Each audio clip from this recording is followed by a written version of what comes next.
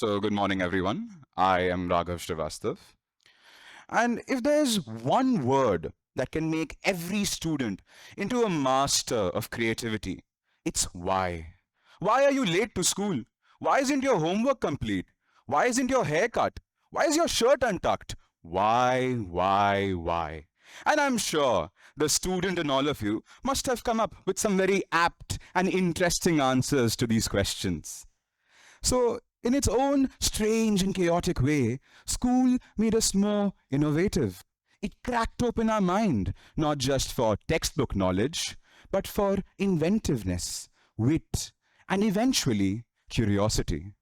Because somewhere along the way, between answering all their whys, we started asking our own. Why are we learning this? Why not do things differently? And that is where the invisible curriculum begins. It's not in our notebooks or on our report cards, no. It's what's etched into our instinct. It's the lessons we learned without even realizing we were learning them. Until one fine day, in a completely different scenario, we're using them like second nature.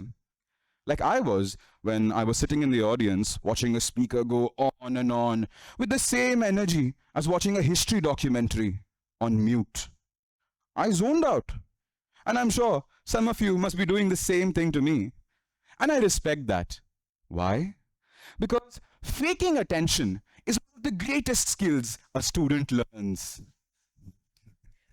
It comes in real handy when you're at dinner with your boss and he's talking about his antique chair collection. And you're just sitting there nodding. In your mind, you're going like, oh, tandoori chicken, butter chicken. Oh, today I will feast. While outside, you're doing award-winning acting. Oh, yes, sir. Wow. You sure know your teak, sir. And where do we learn this? I learned it in school. Sitting in those classrooms with Greek on the board, zoned out for 10 minutes. Suddenly, the teacher called my name. Raghav, what do you think? I stood up, looked at the board, looked at the teacher and went with full confidence, ma'am, I completely agree. What was she talking about? I don't know, but it worked. Remember, as kids, we were always told, don't go to the gym. You'll ruin your growth.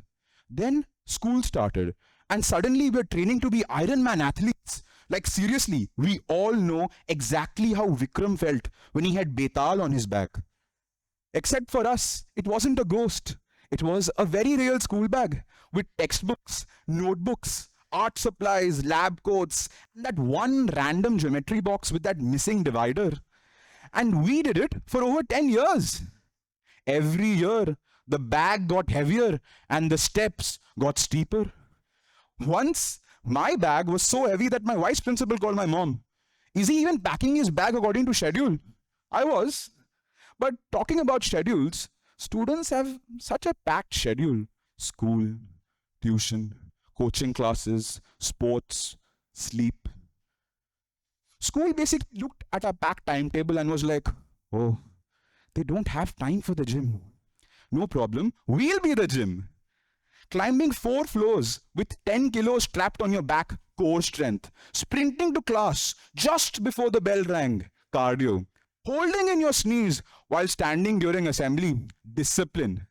School wasn't training us to be students. It was making us into mini Arnold Schwarzeneggers.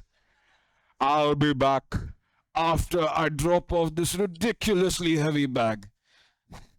And I'm back. On June 29th, 2007, Steve Jobs gave the world first iPhone. Revolutionary, groundbreaking stuff.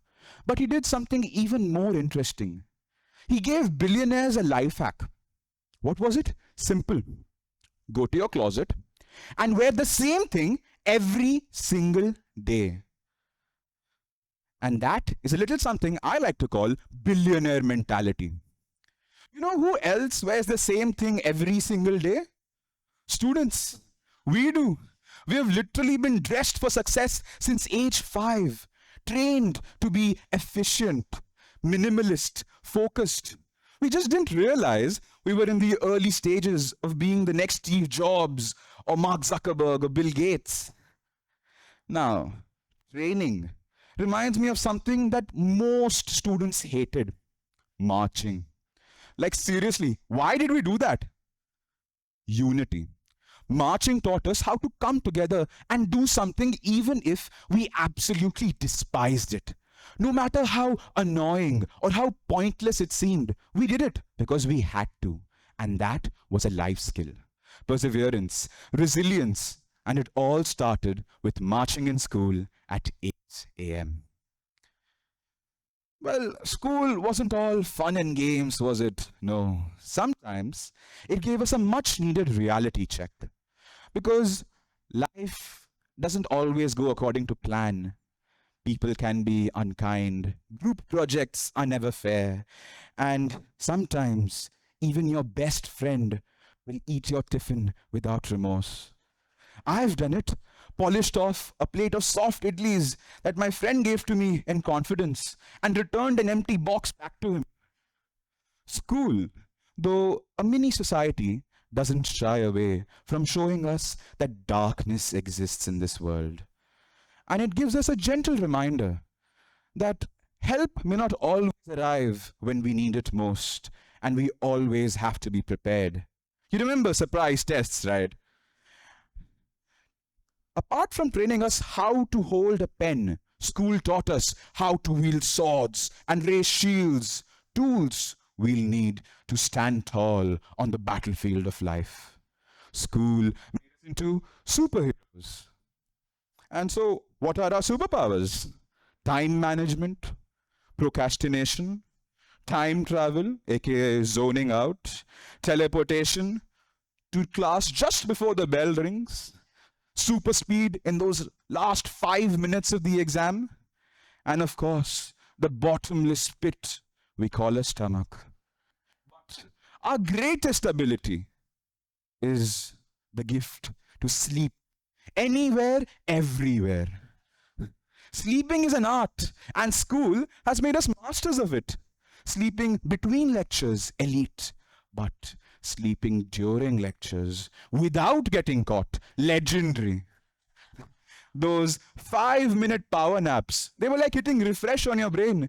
Just close your eyes, drift into the void, and you're back with just enough energy to get through the day. So the next time someone's talking about circadian rhythms or sleep schedules, just remember, we are the nap ninjas. Though there is one thing that students desired, that students loved even more than sleep: a 1-hour recess. Just 60 minutes of peace, freedom, and food.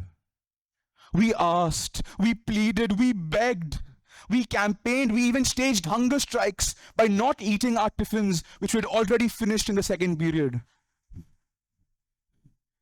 We even fainted dramatically in the hallways. But did we get it? No. No, we did not. Perhaps the real 1-hour recess were the friends we made along the way.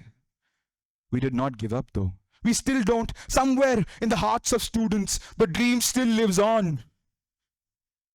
And through our struggle, school taught us two very real, two very raw truths of the world. One, you will not always get what you want because life isn't fair. And two, no matter how difficult, how impossible your goal is, never give up. But what did we learn in those tiny slices of recess we did get? We learned negotiation like lawyers, trading chips for chocolates. We learned diplomacy, resolving arguments and fights. We learned speed, rushing to the canteen before the samosas ran out. We learned empathy, sharing food with your friend who had forgotten his lunch at home. We learned multitasking, doing our homework while playing pen fight. In short, we learned life. All of that in 15 minutes. Imagine we could have done in 60. School was fun. It just got over for me and I already miss it. And through it all, the backpacks, the surprise tests, the rehearsals, the rules, It felt like we were under a lot of pressure constantly from every direction. But maybe that was the point.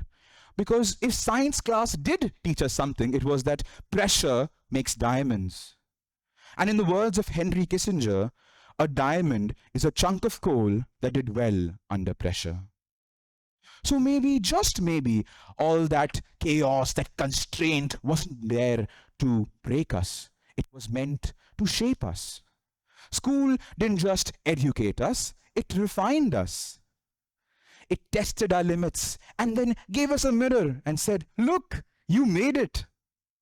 We entered as kids, as chunks of coal, and we leave as diamonds, rough, real, resilient, ready to take on the world.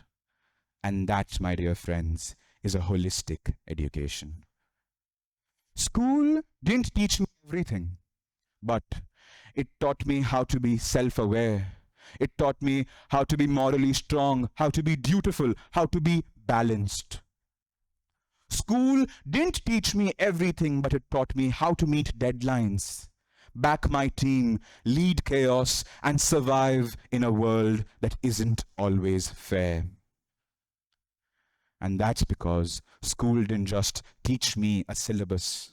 It gave me a survival guide. So here's to the invisible curriculum, the one we lived, not learned. Thank you.